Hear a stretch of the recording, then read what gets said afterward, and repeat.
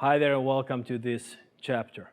Now, during the course we have been doing, different sort of constraint-led approach training, and we've been allowing, to explore the things and doing stuff there.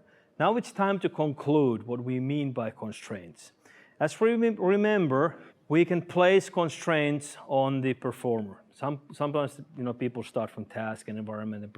I always start with the performer because the individual working out is the key of doing stuff. So let's say that I want to enhance body balance. And now, if she would be doing, let's say, like punching a bag or, something like this, just doing, straight punches. Now, it's very easy for her to do this. Good movement training. We can put, some weights with her hand or something like that. But let's make her body work a little bit differently. So I'm using just a resistance band on her waist here. And now she needs to be making the punches, doing stuff like this. So creating a constraint, and you can see what happened in her form. Now she's leaning forward, she's being there instead, okay, I will let go now, instead of just, working out here. Perfect example of creating a constraint on the performer, on the individual. So I can make her, stand on that pad, and then let's start practicing kicks. So she's doing a kicking from there, she needs to stay there, and I can move around. Kick with whatever kick, yes, and this is what we are looking for. We want to go so high in the requirement or the demands that she will, fail of being able to stay there. Because that's when the skill starts to develop and it's challenging enough for her. And of course, we can make it so that I am counting how many kicks she needs to do. So now 1, 3, 2, 1, 1, 1, 3. All right, good job. And then of course you can put another constraint. Left 1, right 2, whatever you want. But you get the idea. So changing the surface that she stands on. And as we are, most likely training in the training facility in a club or so, we have lights and air conditioning and everything.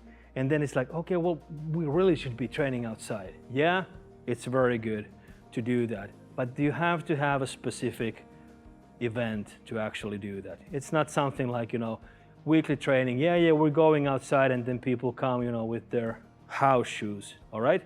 But environment, of course, changing lighting, changing surface, going outside, training in the parking lot, training in the elevators, wherever, doing the same things.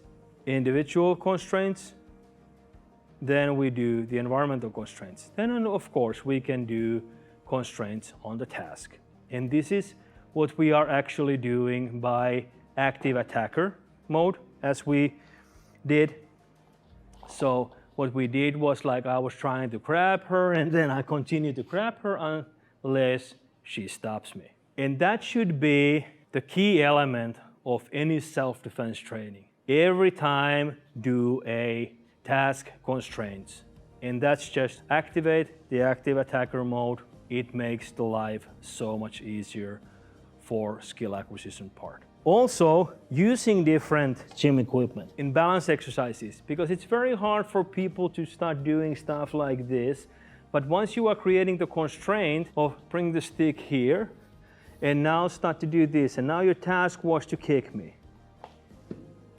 So I am helping her to understand where I want her to move. I want her to move there, so get to the body balance and kick. Only limitation is your imagination.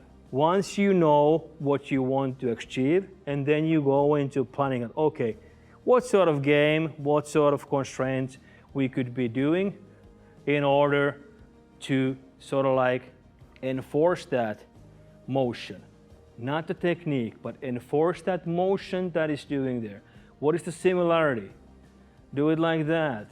punch like in a, uppercuts or something like that. Think of your hand as a, underneath rainbow, because the treasure, of course, when she's punching, is in my chin. Right, this is the rainbow. Use your imagination.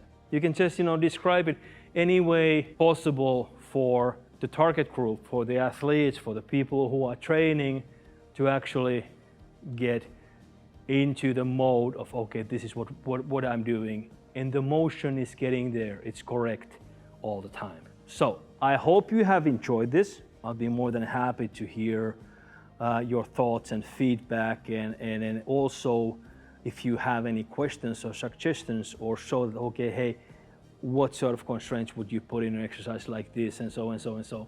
So let's keep up the conversation, of course.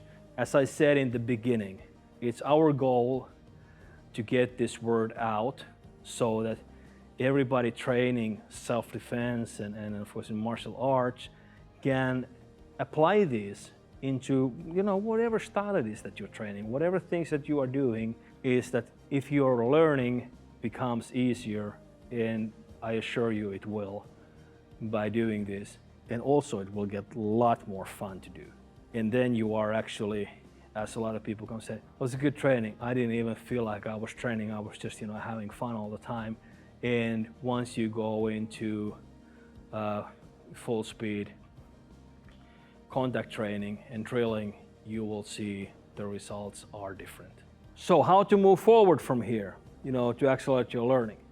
The thing is that you can go out and check the KravMagaCoach.com, and you will find a lot of exercises, a lot of constraint-led approach type of things in skill acquisition, from there to all self-defense variations and techniques. But go check it out and have fun training.